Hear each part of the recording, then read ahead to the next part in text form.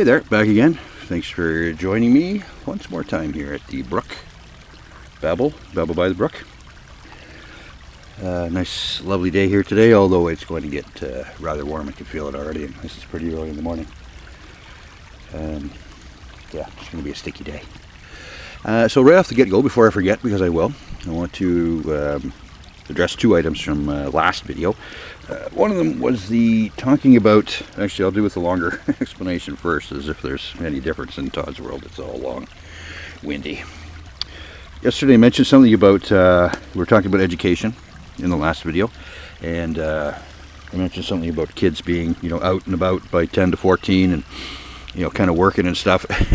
That's not really what I meant, but what had happened there, and I thought back to why, when I was looking through the video for editing, why the hell did you say that? But at the time it was funny.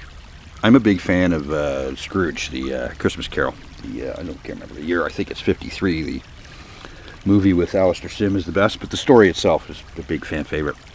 That flashed into my mind as I'm talking about that, because we did get talking about capitalism and stuff in that same sentence. And yeah, that whole Dickensian world flashed into my mind, and the kids slaving away in the stuff. Faulkner's Moonfleet, one of my other favorite books and stories. Actually, if you've not read that, it's a fantastic adventure story. If you're into just straight out good old-fashioned adventure, it takes place in. I'm going to try to slow down here and see if that works and keeps me on track and focus. I've had a couple of coffees this morning and did have some breakfast, so ready to roll. It takes place in that same era kind of thing with the almshouses and the work stuff in Old Britain and things like that. So anyway, that all flashed into my head, and I tried to talk my way through that as it was, and it came out all wrong. So what I meant when I say old days, and I do use old days solely to try to keep myself a little bit younger, because the old days are actually in my lifetime, but I'm trying to refer to way, way, way back when. So it would be my parents, way, my parents, my grandparents, in your that time frame. But kids were out and about. Like, they were far more independent than they are now.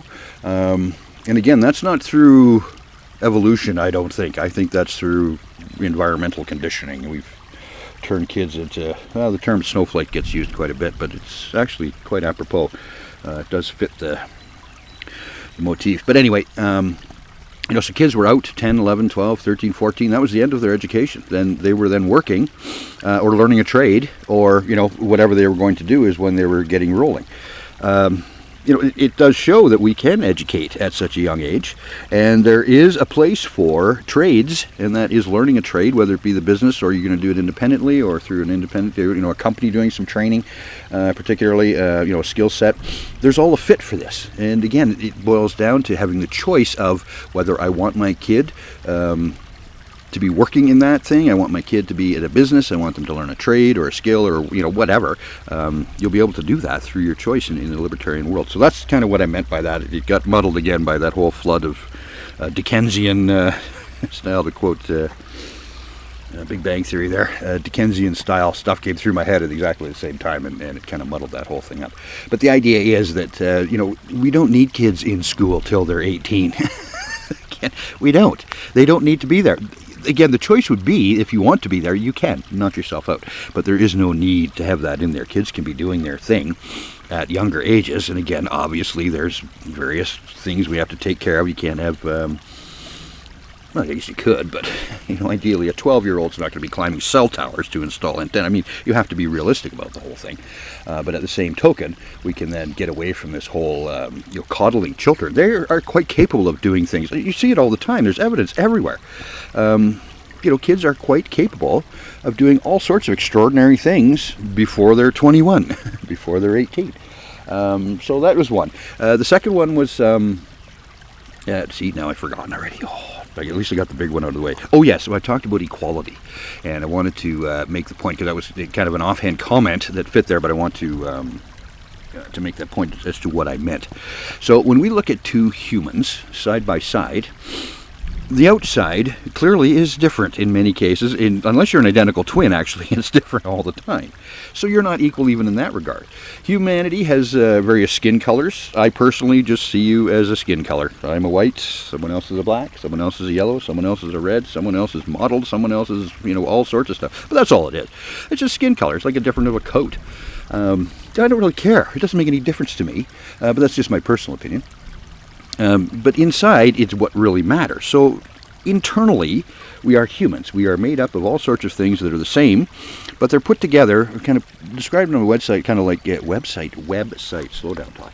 Website, like Lego, where you could take, even pick 1,000 different pieces or pick every one of every piece of Lego that's been made. You can make a gazillion different things using the exact same building blocks. They come out different each time.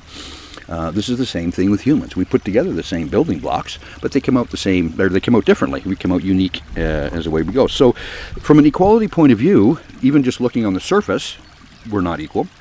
But let's look at something else. Someone that's born with no legs versus someone that is born with legs.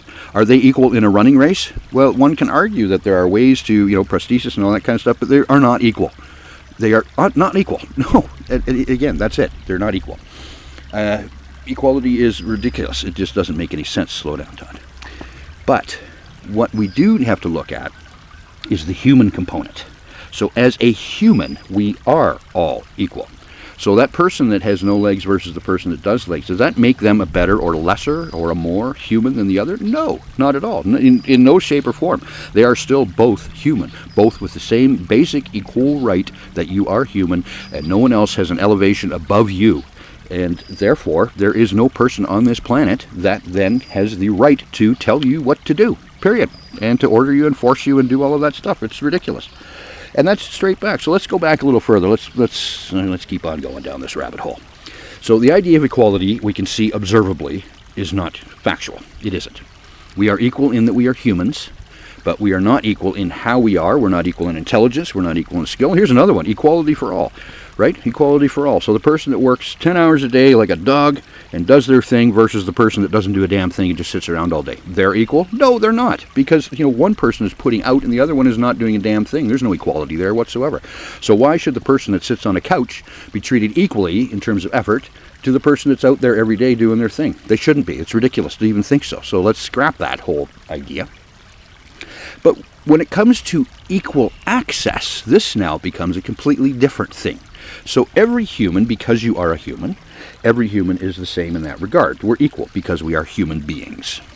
Secondly, we are equal in that we are human beings, and therefore no one has the right or elevation over you. Therefore no one can control you, no one can tell you what to do, no one has authority over you. And same thing goes the other way. You have no authority over the others. Now, we'll set aside the parent-child relationship because that's a separate issue altogether. So we'll set that aside for now. But nobody has that right over you. Gotta stop doing that because then I lose my train of thought. I'm going to blame that on the mosquito because I had to swat a mosquito. I am a somewhat focused individual. However, I wander all over the place, and often my train gets derailed. Plus, I'm getting a little older, so it makes it easier now for the derailment to occur. So, in terms of equality, in terms of equal access, however, to things that other humans have to offer in terms of goods and services and or a system, that's a different story altogether. And every human has equal access to it. No human has the right, and it breeds directly from that. No one has an elevation right over top of you. Therefore, no one has the right to block access to goods and services that others have to offer, including systems that may be out there. So a system of justice, for example, equality under the law, we hear quite a bit. So anybody that prevents that becomes a problem. You're now aggressing against that person, and so suddenly you've contravened the non-aggression principle. And so in a libertarian world, you're not in good shape there. Libertarian world, you've been hauled in for something because you are aggressing now against somebody else's. So by trying to prevent them from getting access to, so I turned out that I do good at talking. I do good at talking. I done good at talking. But I'm not quite as organized. I'm a little bit more organized in writing. The problem is my writing is very windy, so I'm going to try to find out some way to get a happy medium here. So none of this stuff makes sense. Fortunately, it makes sense in my head, and then when it starts to rolling out, it's just a big jumbly blurb. So I have got this spelled out on my website. It makes a little bit more sense when you put that there, and I think maybe as I start doing my I'm going to do a whole entire series, basically the entire thing, the story of us, I call it. Basically, it's going to be a regurg of what I've got on my website, but the story of us, the Austrian economics part, and don't be afraid of that. Economics does not have to be a scary, boring, crappy thing. It is what it is now because that's the economic system that we live under, but it is actually the wrong economic system because it doesn't speak to humanity and the way we operate. And because of that, then it just becomes numbers and charts and things like blah, blah, blah, blah, blah. But economics is actually quite exciting because it is the human. It talks to the human experience and what humans do and how humans act and how humans behave. Not the sociological, but more for the action point of it. So, and I think I'm going to wander off here again, as always. But in the Austrian economic world, it's not so much the why, it's the what. So it's the action that matters. It's not why you do this particular thing or that particular thing. It's that you did that particular thing and then the results of that particular thing. So I'll get into that again as we go further down. But the why part is maybe for history or for sociology. But economics, Austria in particular, is they're interested in the action itself. That's what the big interest is the action part of it. But anyway, we'll get into that another day. So equality, got that part. Actually, I'm going to start bringing notes with me because this is clearly going to be a problem. Equality we dealt with. Okay, so yeah, enough of that. Anyway, let's talk about something completely different. I want to talk about customer service. So let's get away from all this boohoo and stuff. We've got a lot of that left to deal with, so we'll take a break and do into customer service end of it. And I guess it does tie in a little bit to the COVID craziness, because as a restaurant guy and a hospitality guy, the fact that they shut down restaurants immediately really hit a nerve with me. Again, the fact that anything was shut down hits a nerve with me, but the fact that restaurants were targeted right off the get-go is ridiculous. On the surface you think, well, it's a social thing, and so therefore we got to block all social stuff. Well, on the surface that, I guess, makes sense. But you know what else I'm going to do here quickly? Here's another insert. I'm going to put this here, and then I'm going to say it again. I actually have it on my website, my About page. I speak in generalities. I am well aware of outliers, and in fact, ironically, I am one of them, because the majority of folks, for example, are okay with government. At least they're good with tolerating it. They seem to see whether it's a need or something, so it's a lesser of an evil or something along those lines, where I don't see any of it. So I myself am actually an outlier when it comes to that. So slight irony there. But I speak in generalities because that's the deal. The majority. There are lots of outliers out there. There are always going to be outliers, and we will have to deal with the outliers, but we need to deal with the general things first, and then we can deal with the outliers secondly. So I'm going to speak in generalities. So from there on in, if I don't say generally speaking, that's what I mean, is in generalities. So back to the restaurant gig. I'm going to do it one more time. Generally speaking, restaurants are one of the most cleanly places you're ever going to be in. So we talk about the sneezing across the table. Well, you really shouldn't be, you really need to, I don't know, pick your friends a little bit better, maybe educate your friends or educate your children, because if anybody's sneezing and coughing in your face, that's just disrespectful, really. And if you want to go purist on it, it really is a form of assault. If someone's going to goober all over me, and I haven't asked them to goober all over me, that's really a form of assault. Yeah, that's a little ticky there, but the deal is, just don't be sneezing and hacking and coughing in people's faces. I also get where there are times when it's unavoidable, especially if you've got children. You get yacked on about all sorts of stuff.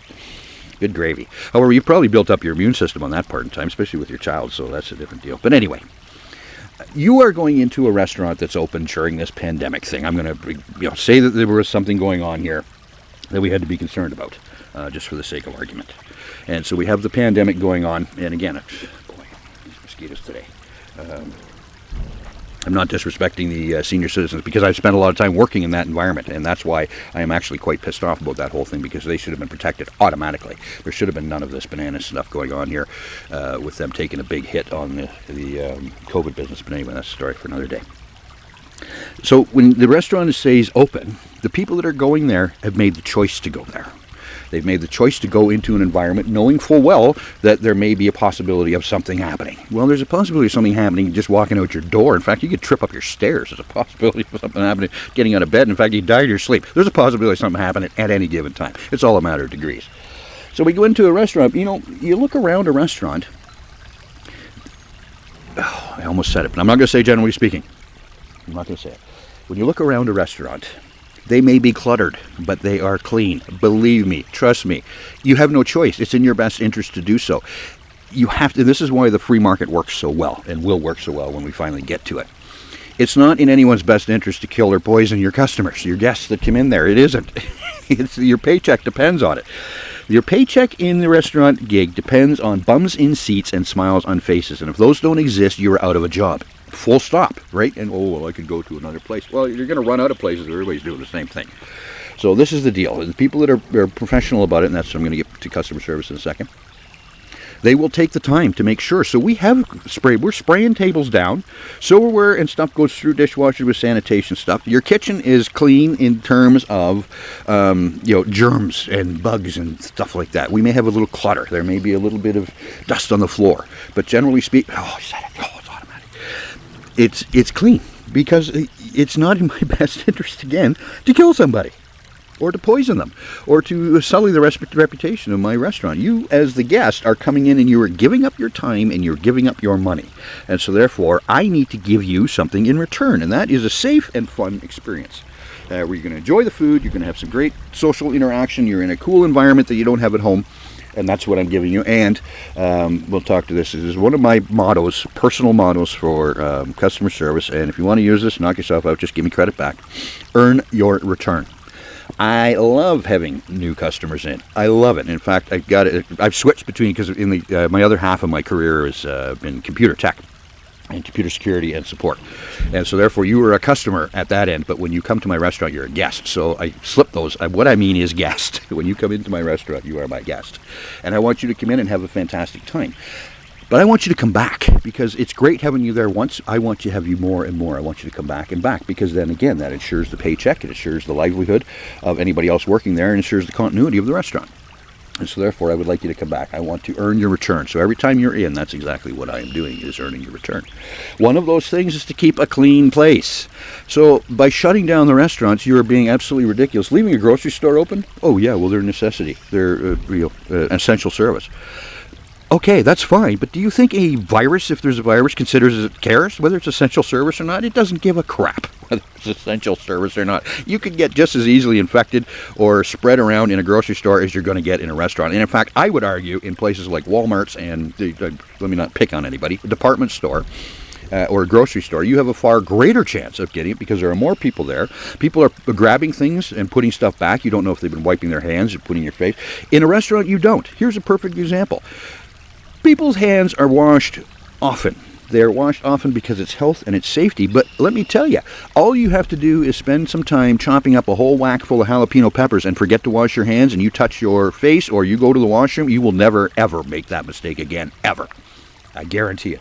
And this is the deal. But this doesn't happen in grocery stores and things like that, because people aren't cognizant. It's not an area where you have to be worried about that. So you got kids running around touching and grabbing stuff. You got people running around touching and grabbing stuff and smearing. They're pulling their mask down if they're wearing a mask and sneezing all, on and on. They're the carts, the belts, the whole, and you see them.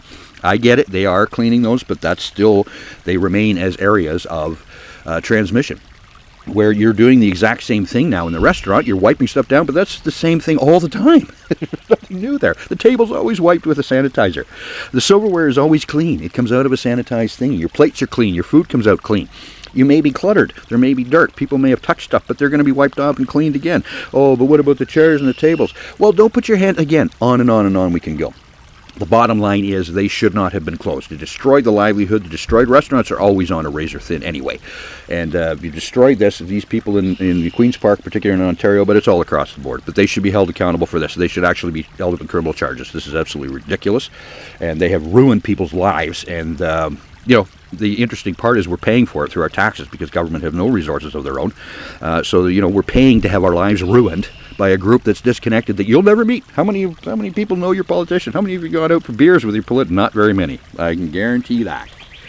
I don't need a causation and causality. I can guarantee it. Anyway, let's not rant. Let's just talk.